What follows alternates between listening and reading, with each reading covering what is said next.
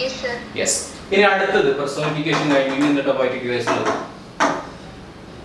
Personification കഴിഞ്ഞു, rhyme scheme കഴിഞ്ഞു. ഇനി imagery ആണുള്ളത്. Imagery അത് നമുക്ക് 5 ടൈപ്പ് ഉണ്ട്. നമ്മൾ പറയില്ലേ പഞ്ചേന്ദ്രിയങ്ങളില്ലേ, പഞ്ചേന്ദ്രിയങ്ങൾ 5 സെൻസ് ഓർഗൻസ് ഇല്ലേ നമുക്ക്, 5 സെൻസ് ഓർഗൻസ് ഇല്ലേ നമുക്ക് പഞ്ചേന്ദ്രിയങ്ങൾ ഏതൊക്കെയാണ്? നാക്ക്, മൂക്ക്, ത്വക്ക്, കണ്ണ്, ചെവി. നാക്ക്, മൂക്ക്, ത്വക്ക്, കണ്ണ്, ചെവി അല്ലേ? ഏതൊക്കെയാണ്? നാക്ക്, ടങ്, മൂക്ക്, നോസ്, പിന്നെന്താണ് സ്കിന്ന്, പിന്നെന്താണ് നാക്ക്, മൂക്ക്, ത്വക്ക്, ചെവി, കണ്ണ്. ഇത്രയാണ് നമ്മൾ എന്ത് വരുന്നത്? എത്രണ്ണായി? 5 പഞ്ചേന്ദ്രിയങ്ങൾ എന്ന് വരുന്നത്. ഓക്കെ, പഞ്ചേന്ദ്രിയങ്ങൾ. ഓക്കെ, അപ്പൊ മെയിൻ ആയിട്ട് 5 എന്ത് വരുന്നുണ്ട്? ഇമേജറീസ് വരുന്നുണ്ട്. പക്ഷെ നമ്മൾക്ക് മെയിൻ ആയിട്ട് പഠിക്കാനായിട്ടുള്ളത് വിഷ്വൽ ഇമേജ്. കാണുന്ന സാധനത്തിന് നമ്മൾ പറയുന്നതാണ് വിഷ്വൽ ഇമേജ്. ഞങ്ങളുടെ അവിടുത്തെ പൂരത്തിന് ഇന്നലെ ഞങ്ങളുടെ പൂരം ഉണ്ടായിരുന്നു. അപ്പോൾ പൂരത്തിന് 2 വെള്ളാന ഉണ്ടായിരുന്നു, ഒരു കറുത്താന ഉണ്ടായിരുന്നു എന്ന് പറയുന്ന സമയത്ത് നിങ്ങളുടെ മനസ്സിൽ എന്ത് വരും? ചിത്രം വരും. ആരുടെ ചിത്രം വരും? 2 വെള്ള ആനയുടെ ചിത്രം വരും. ശരിക്കും വെള്ള ആന ഉണ്ടോ? ശരിക്കും ഇപ്പൊ ഇല്ലല്ലോ, ഇപ്പൊ ഇല്ല. പക്ഷെ ഇപ്പൊ മുന്നുണ്ടായിരുന്നു, എനിക്കറിയില്ല ഇപ്പൊ ഉണ്ടോ? ഇപ്പൊ ഇല്ല. അപ്പൊ ഞാൻ പറഞ്ഞപ്പോ എന്ത് ചെയ്തു? നിങ്ങൾക്ക് മനസ്സിൽ വെള്ള ആന എന്ന് പറയുന്നൊരു വിഷ്വൽ വന്നല്ലോ, ഒരു വെള്ള കളറിൽ ഒരു ആന എന്നുള്ളൊരു വിഷ്വൽ വന്നല്ലോ. ഓക്കെ, ഇങ്ങനെ വിഷ്വൽ വന്നല്ലോ. അപ്പൊ ഈ ഒരു സാധനത്തിന് നമ്മൾ പറയുന്ന സമയത്ത് എന്ത് ചെയ്യുന്നുണ്ട്? നമ്മുടെ മനസ്സിൽ ഒരു രൂപം വരുന്നുണ്ടെങ്കിൽ അതിനെ പറയുന്നതാണ് വിഷ്വൽ ഇമേജറി എന്ന് പറയുന്നത്. മനസ്സിലായോ? നമ്മുടെ ഏതിലായിരുന്നു? ഏത് ചാപ്റ്ററിലാണ്? റൈറ്റ്, എന്തായിരുന്നു നമ്മുടെ നമ്മുടെ ഇവന്റെ ആരുടെയായിരുന്നു? Reclined groove. ആരവിടെ ഇരുന്നേ? റിക്ലൈൻഡ് ഗ്രൂവിൽ ഇരുന്ന മനുഷ്യരായിരുന്നു. ഏതാണ് poem? Lines written in early spring അല്ലേ? Lines written in early spring. ആ lines written in early spring എന്ന് പറയുന്ന ചാപ്റ്ററിൽ ഒരുപാട് വിഷ്വൽ ഇമേജറീസ് കാണാൻ പറ്റുന്നുണ്ട്. പക്ഷികൾ പറക്കുന്നു, അല്ലെങ്കിൽ പൂമ്പാറ്റകൾ പറക്കുന്നു എന്നൊക്കെ പറഞ്ഞിട്ട്. അപ്പൊ അതൊക്കെ പറയുന്ന സമയത്ത് നമ്മുടെ മനസ്സിൽ അത് കൊണ്ടുവരാനായിട്ട്, അല്ലെങ്കിൽ നമുക്കത് മനസ്സിൽ ഫീൽ ചെയ്യുന്ന ഒരു സംഭവമുണ്ട് ഇല്ലേ? നമ്മൾ പൂമ്പാറ്റകൾ എന്നൊക്കെ പറയുന്ന സമയത്ത് വർണ്ണശലഭമായിട്ടുള്ള കുറേ സാധനങ്ങൾ നമുക്ക് കാണാൻ പറ്റുന്നുണ്ട്. അല്ലെങ്കിൽ പൂക്കൾ എന്ന് പറയുന്ന സമയത്ത് ഒരുപാട് പല കളറിലുള്ള സാധനങ്ങൾ നമുക്ക് കാണാൻ പറ്റുന്നുണ്ട്. അപ്പോൾ ഇത്തരത്തിൽ സംഭവങ്ങൾ കാണാൻ പറ്റുന്നുണ്ടെങ്കിൽ, നമ്മുടെ മനസ്സിൽ കാണാൻ പറ്റുന്നുണ്ടെങ്കിൽ അതിനെ പറയുന്നതാണ് വിഷ്വൽ ഇമേജറി എന്ന് പറയുന്ന സമയത്ത്. ഇനി ഓഡിറ്ററി ആണെന്ന് വെച്ചോ, ഓഡിറ്ററി അതിനാണ് ഓഡിറ്ററി എന്ന് വെച്ചാൽ അറിയോ? കേൾക്കല്ലേ? ഓഡിറ്ററി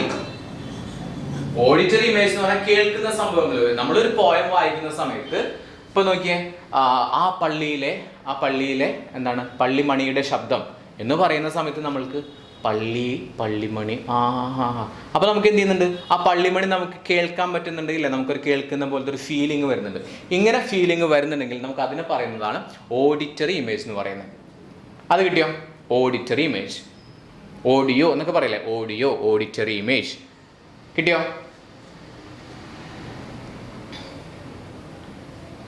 മനസ്സിലായോ?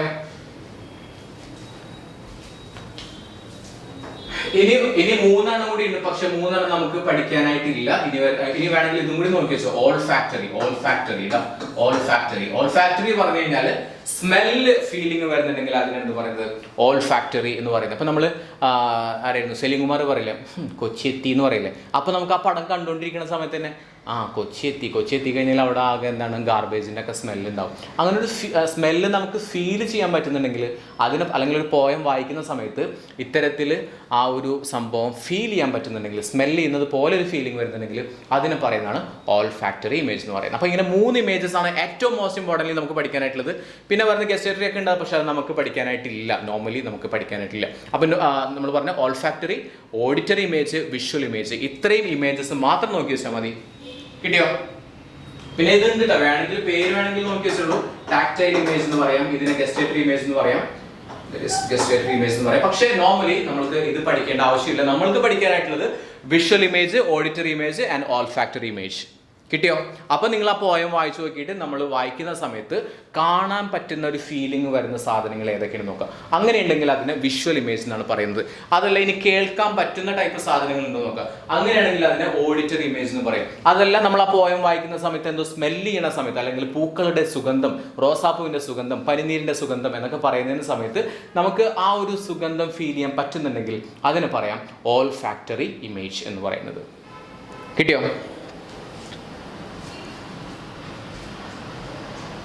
യെസ്. അപ്പൊ അതും കഴിഞ്ഞു. ഓക്കെ, അപ്പൊ നമ്മൾ പറഞ്ഞതാണ് ഒന്നാമത് പറഞ്ഞ റൈമിംഗ് വേർഡ്സ് ആണ് കേട്ടോ. റൈമിംഗ് വേർഡ്സ് എന്ന് പറഞ്ഞു കഴിഞ്ഞാൽ വാക്കുകൾ ഒരേപോലെയുള്ള വാക്കുകൾ ഒരു പോയത്തിന്റെ ലൈനിന്റെ അവസാനത്തിൽ കൊടുത്തിട്ടുണ്ടെങ്കിൽ ആദ്യത്തെ 4 ലൈൻസ് ആണ് നോക്കേണ്ടത് കേട്ടോ. ഫസ്റ്റ് 4 ലൈൻസിനാണ് നമ്മൾ റൈം സ്കീം ഒക്കെ എഴുതുന്ന സമയത്ത് 4 ലൈൻസ് വെച്ചിട്ടാണ് നമ്മൾ സാധാരണഗതിയിൽ നോക്കേണ്ടത്. അതിൽ കൺഫ്യൂഷനും വരരുത്. ഓക്കെ, അപ്പൊ നോക്കിയേ. യെസ്, ഒരൊറ്റ മിനിറ്റ്. യെസ്, ഓക്കെ ആണല്ലോ.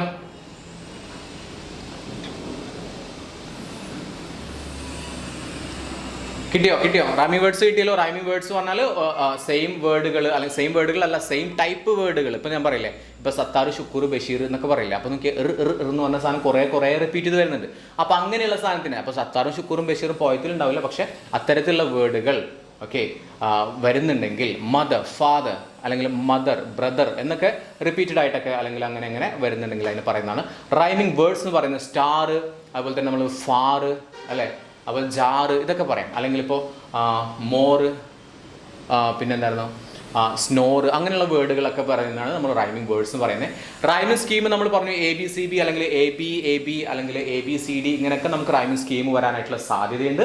അസൊനൻസ് പറയുന്നത് വവ്വൽ സൗണ്ടുകൾ റിപ്പീറ്റഡ് ആയിട്ട് വരുന്നുണ്ടെങ്കിൽ, വവ്വൽ സ്പെല്ലിംഗ് അല്ല, ആൽഫബറ്റ് അല്ല, പക്ഷെ വവ്വൽ എന്താണ് സൗണ്ടുകൾ റിപ്പീറ്റഡ് ആയിട്ട് വരുന്നുണ്ടെങ്കിൽ നമുക്ക് പറയാം അത് അസൊനൻസ് ആണെന്ന് പറയാം. അതല്ല ഇനി വരുന്നത് കൺസണൻസ് ആണ് റിപ്പീറ്റ് ചെയ്ത് വരുന്നതെങ്കിൽ അതിനെ പറയാം അലിറ്ററേഷൻ. നമ്മൾ പറഞ്ഞു ബെറ്റി ബോട്ട്സും ബട്ടർ എന്നൊക്കെ പറഞ്ഞിട്ട് എക്സാമ്പിൾ നമ്മൾ പറഞ്ഞതായിരുന്നു. ഹൈപ്പർബ്ലി എന്ന് പറഞ്ഞു കഴിഞ്ഞാൽ അല്ലെങ്കിൽ ഹൈപ്പർ ബോൾ എന്നാണ് നമ്മൾ എഴുതുന്നത്. നിങ്ങൾക്ക് അങ്ങനെയാണ് പഠിക്കാൻ സുഖം എന്നുണ്ടെങ്കിൽ അങ്ങനെ തന്നെ പഠിച്ചോളൂ. ഓക്കെ, അപ്പോൾ അതെന്ന് പറയുന്നത് നമ്മൾ ഒരു സംഭവത്തിനെ ഭയങ്കരമായിട്ട് വലുതാക്കി പെരുപ്പിച്ച് പറയുന്നുണ്ടെങ്കിൽ അതിന് പറയുന്നതാണ് ഹൈപ്പർബ്ലി എന്ന് പറയുന്നത്. ആൻഡ് പെർസോണിഫിക്കേഷൻ എന്ന് പറഞ്ഞാൽ വ്യക്തികളുടെ സ്വഭാവ സവിശേഷതകൾ ജീവനില്ലാത്ത വസ്തുക്കൾക്കൊക്കെ കൊടുക്കുന്നുണ്ടെങ്കിൽ അതിനെ പറയുന്നതാണ് പെർസോണിഫിക്കേഷൻ എന്ന് പറയുന്നത്. ഓക്കെ, പിന്നെ പറഞ്ഞു സിമിലി, ഒരു സംഭവം മറ്റൊരു സംഭവം പോലെയാണ് എന്ന് പറയുന്നത് സിമിലിയാണ്. ഇപ്പോൾ ഞാൻ പറയുന്നത് നിനക്കാണ് ഒരു കുരങ്ങിൻ്റെ പോലെ ഉണ്ടല്ലോ എന്ന് പറഞ്ഞു കഴിഞ്ഞാൽ എന്താണ് സിമിലിയാണ്. ഓക്കെ, മെറ്റഫർ എന്ന് പറഞ്ഞാൽ നീ ഒരു കുരങ്ങനാണ് കേട്ടോ എന്ന് പറഞ്ഞു കഴിഞ്ഞാൽ എന്താണ് അത് മെറ്റഫറാണ്. ഓക്കെ, പിന്നെ ഇമേജറി ആണ്. ഇമേജറി നമ്മൾ പറഞ്ഞു, ഇമേജറീസ് എന്ന് പറഞ്ഞാൽ വിഷ്വൽ ഇമേജ് ഉണ്ട്, അതുപോലെ തന്നെ ഓഡിറ്ററി ഇമേജ് ഉണ്ട്, പിന്നെ എന്തൊക്കെ പറഞ്ഞു നമുക്ക് മെയിൻ ആയിട്ടുള്ളത് 3 പഠിച്ചാൽ മതി. Visual image, auditory image, olfactory image, gustatory ഇമേജും അതുപോലെ തന്നെ ടാക്ടൈൽ ഇമേജും നമുക്ക് പഠിക്കാനായിട്ടില്ല, പക്ഷെ മനസ്സിലാക്കി വെച്ചോളൂ. ടച്ചിന്റെ ഫീലിംഗ് വരുന്നുണ്ടെങ്കിൽ അതിനെയാണ് ടാക്ടൈൽ ഇമേജ് എന്ന് പറയുന്നത്. ഇനി ടേസ്റ്റ് ചെയ്യുന്ന ഫീല് വരുന്നുണ്ടെങ്കിൽ അതിനാണ് ഗസ്റ്റേറ്ററി എന്ന് പറയുന്നത്. കിട്ടിയോ? അത്രയും കാര്യങ്ങൾ മനസ്സിലായോ? ഓക്കെ, അപ്പൊ നമ്മൾ പറഞ്ഞുകൊണ്ടിരുന്നത് അപ്രിസിയേഷൻ എഴുതുന്ന കാര്യമാണ്. അപ്രിസിയേഷൻ എഴുതി നമ്മൾ ആദ്യം എഴുതിയിട്ടുള്ളത് നമ്മൾ പോയിന്റിന്റെ ഒന്ന് നോക്കി. ഫസ്റ്റ് നമ്മൾ എഴുതി ഫസ്റ്റ് പാരഗ്രാഫിൽ എന്താ എഴുതിയത്? Name of the poem, name of the poet, nationality of the poet, അതായത് പോയത്തിന്റെ പേര്, പോയം എഴുതിയ ആളുടെ പേര്, ആ പോയം എഴുതിയ ആളുടെ ദേശീയത, ഏത് ദേശക്കാരനാണ് അല്ലെങ്കിൽ ഏത് രാജ്യക്കാരനാണ്, പിന്നെ ആ ഒരു പോയത്തിന്റെ ചെറിയൊരു ഇൻട്രൊഡക്ഷൻ. ഇത്രയും കാര്യങ്ങളാണ് നമ്മൾ ഫസ്റ്റ് പാരഗ്രാഫിൽ എഴുതേണ്ടത്. ശരിക്കും 5 പാരഗ്രാഫ് ആയിട്ടാണ് നമ്മൾ പോയം എഴുതുന്നത്. അപ്പോൾ ഫസ്റ്റ് പാരഗ്രാഫ് കഴിഞ്ഞു.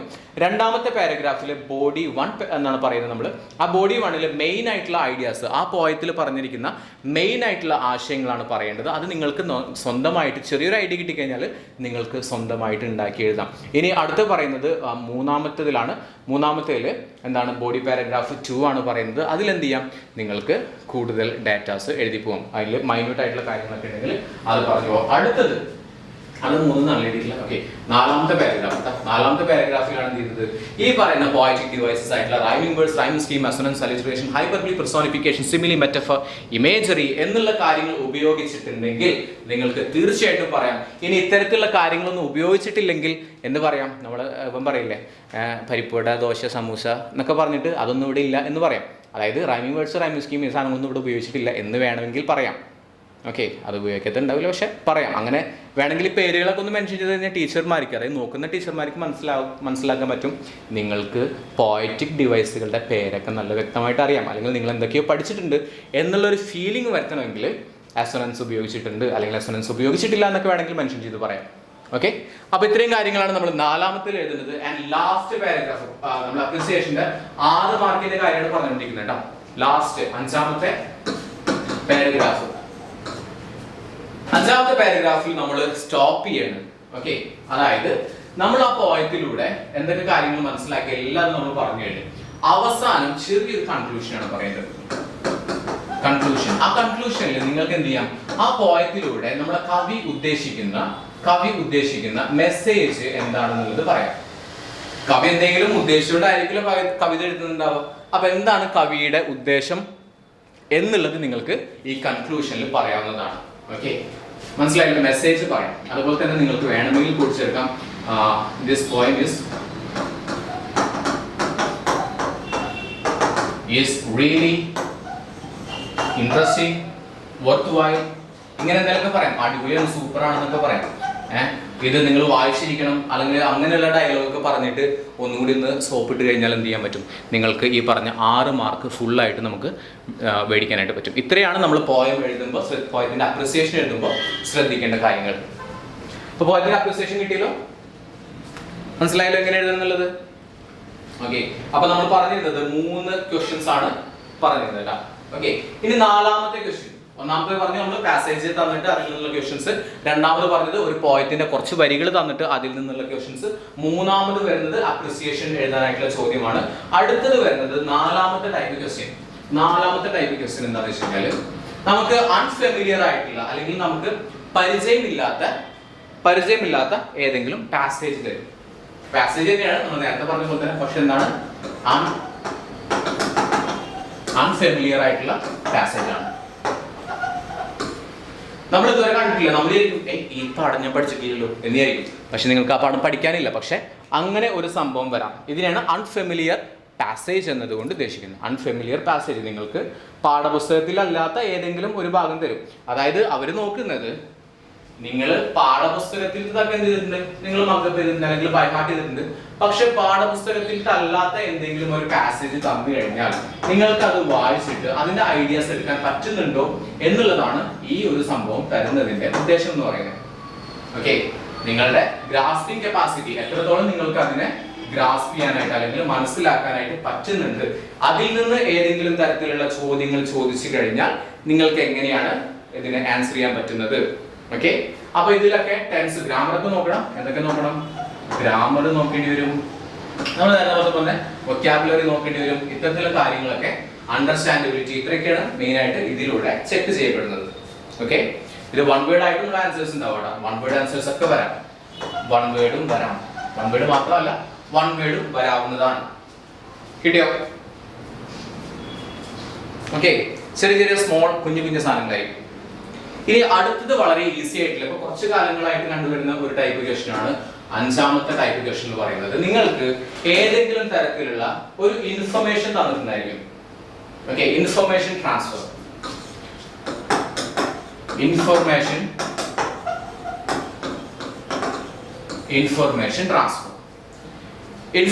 ട്രാൻസ്ഫർ എന്നതുകൊണ്ട് ഉദ്ദേശിക്കുന്നത് നിങ്ങൾക്ക് ഏതെങ്കിലും തരത്തിലുള്ള ഗ്രാഫുകൾ തന്നിട്ടുണ്ടാവും. നമ്മൾ ഗ്രാഫുകൾ നിങ്ങൾക്ക് അറിയാം, ഇങ്ങനെ തരുന്ന ഗ്രാഫിനെ എന്താ പറയാ, നിങ്ങൾ ഇങ്ങനെ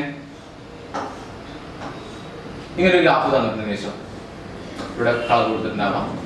ഓക്കെ, ഇങ്ങനെ തരുന്ന ഗ്രാഫിന് നമ്മൾ പേര് കൊടുക്കാറുണ്ടല്ലോ. ഗ്രാഫുകൾക്ക് എല്ലാത്തിനും പേരുണ്ട്. ഇവിടെ കളേഴ്സ് ഒക്കെ കൊടുത്തിട്ടുള്ള ഗ്രാഫുകൾ നിങ്ങൾക്ക് കാണാൻ പറ്റുന്നതാണ്. അപ്പോൾ അങ്ങനെ ഗ്രാഫുകൾ കൊടുത്തിട്ടുണ്ടാവും. ഇതിനെ പറയുന്നത് പൈ ഡയഗ്രാം എന്നാണ് പറയുന്നത്. പൈ ചാർട്ട് എന്ന് പറയും, അല്ലെങ്കിൽ പൈ ഡയഗ്രാം എന്ന് പറയും. അല്ലെങ്കിൽ ചിലപ്പോൾ ഇങ്ങനെ കൊടുത്തിട്ടുണ്ടാവും, ഇവിടെ എക്സ് ആക്സിസും ഇവിടെ വൈ ആക്സിസും കൊടുത്തിട്ട് നിങ്ങൾക്ക് എന്ത് കൊടുത്തിട്ടുണ്ടാവും, ഇങ്ങനെ കൊടുത്തിട്ടുണ്ടായിരിക്കും. ഇതിന് നമ്മൾ എന്ത് പറയുന്നു, ബാർ ആണെന്ന് പറയും. ബാർ ഡയഗ്രാം എന്ന് പറയും. ഓക്കെ, ഇനി അതല്ലെങ്കിൽ ചിലപ്പോൾ ഇങ്ങനെ കൊടുത്തിട്ടുണ്ടാവും, എക്സും വൈ ആക്സിസ് കൊടുത്തിട്ട് ഇങ്ങനെ കൊടുത്തിട്ടുണ്ടാവും. So it is a kind of line graph ആണ്. ഇത്തരത്തിലുള്ള ഏതെങ്കിലും തരത്തിലുള്ള ഗ്രാഫിക്കൽ ഓർ ഇലുസ്ട്രേഷൻസ് തന്നിട്ട് അതിൽ നിന്ന് ചോദ്യങ്ങൾക്ക് ഉത്തരം എഴുതാനായിട്ടുള്ള ചോദ്യങ്ങളും സാധാരണഗതിയിൽ വരാറുണ്ട്. സിമ്പിൾ ആയിട്ട് നിങ്ങൾക്ക് ആൻസർ ചെയ്യാൻ പറ്റുന്ന ഒരു ടൈപ്പ് ക്വസ്റ്റ്യൻ ആണ് ഇതെന്ന് പറയുന്നത്. ഇത് നമുക്ക് സിമ്പിൾ ആയിട്ട് മനസ്സിലാക്കാം. അതിൽ പേരുകളൊക്കെ മനസ്സിലാക്കിയിട്ടുണ്ട്. പൈ ഡയഗ്രാം, അതുപോലെ തന്നെ ബാർ ഗ്രാഫ്, അതുപോലെ തന്നെ ബാർ ചാർട്ട് എന്ന് പറയണം, അതുപോലെ തന്നെ ലൈൻ ഗ്രാഫ് എന്ന് പറയുന്നത്. അപ്പൊ ഇത്തരത്തിൽ, അല്ലെങ്കിൽ ഇത് മേ ബി എന്തായിരിക്കാം, ഇതൊന്നും ആയിരിക്കില്ല, ചിലപ്പോൾ എന്തായിരിക്കാം, ഇങ്ങനൊരു ടേബിൾ വന്നിട്ടുണ്ടായിരിക്കാം. ഇങ്ങനെ ടേബിൾ തന്നിട്ടുണ്ടായിരിക്കാം. ഇതിനെ പറയുന്നത് ടേബിൾ ഡാറ്റ എന്നാണ് പറയാ. ടേബിൾ ഡാറ്റ ഇതൊക്കെ നിങ്ങൾക്ക് തരാവുന്നതാണ്. അപ്പോൾ അത്തരത്തിലുള്ള സംഭവങ്ങൾ തന്നിട്ട് അതിൽ നിന്ന് ക്വസ്റ്റ്യന് ആൻസർ എഴുതാനായിട്ടുള്ള ഒരു സംഭവം വരാം. കിട്ടിയോ? യെസ്. ഇനി പറയുന്നത് അപ്പൊ ഇത്രയും കാര്യങ്ങളാണ് നമ്മുടെ പാർട്ട് 1 എൻഡ് ചെയ്തു.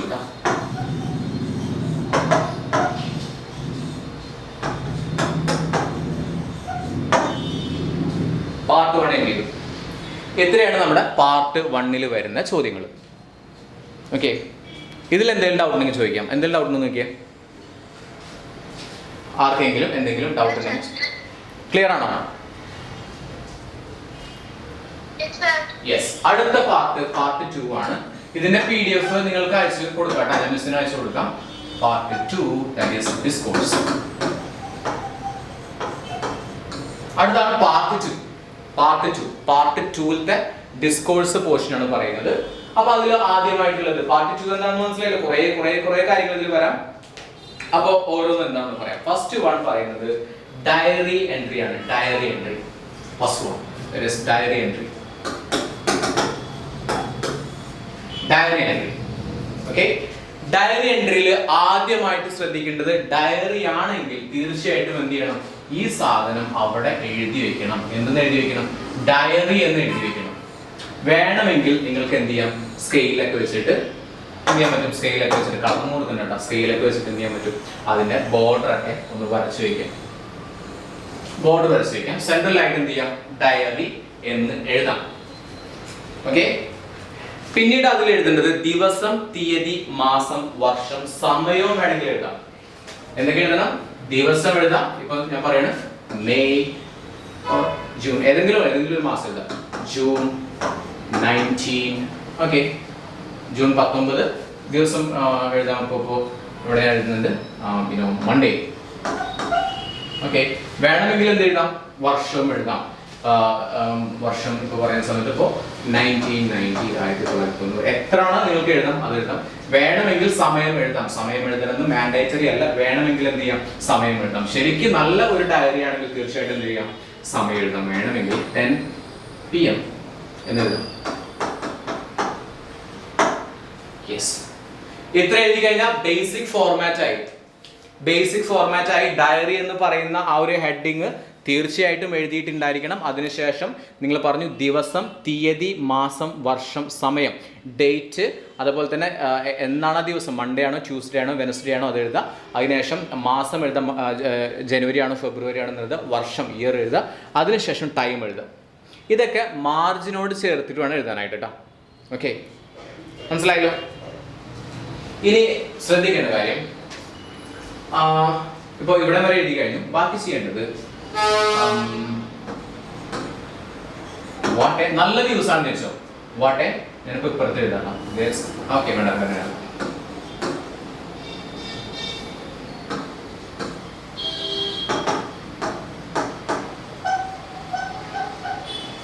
What a wonderful day! Exclamation mark ഇടുക. What a wonderful day! Exclamation mark ഇടുക. Okay, what a wonderful day എന്ന് പറഞ്ഞിട്ട് എക്സ്ക്ലമേഷൻ മാർക്ക് ഇടുക. അത് എപ്പോഴാണെങ്കിൽ നല്ല ദിവസമാണെന്നുണ്ടെങ്കിൽ, ഓക്കെ, നല്ല ദിവസമാണെന്നുണ്ടെങ്കിൽ നമുക്ക് നല്ല ദിവസങ്ങളും ഉണ്ടാവാം, അതുപോലെ തന്നെ ചീത്ത ദിവസങ്ങളും ഉണ്ടാവാം.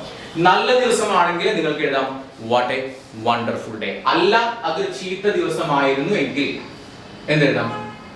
അതായത് ഇപ്പോ വാട്ട് എ വണ്ടർഫുൾ ഡേ എന്ന് പറയുന്നത് നിങ്ങളിപ്പോ നമ്മുടെ എന്താ പറയാ, നമ്മുടെ എന്തായിരുന്നു ബാനിയൻ ട്രീയുടെ ആ ചാപ്റ്റർ വരുന്ന സമയത്ത് വേണമെങ്കിൽ ആ പയ്യൻ എഴുതുന്ന സമയത്ത് വാട്ട് എ വണ്ടർഫുൾ ഡേ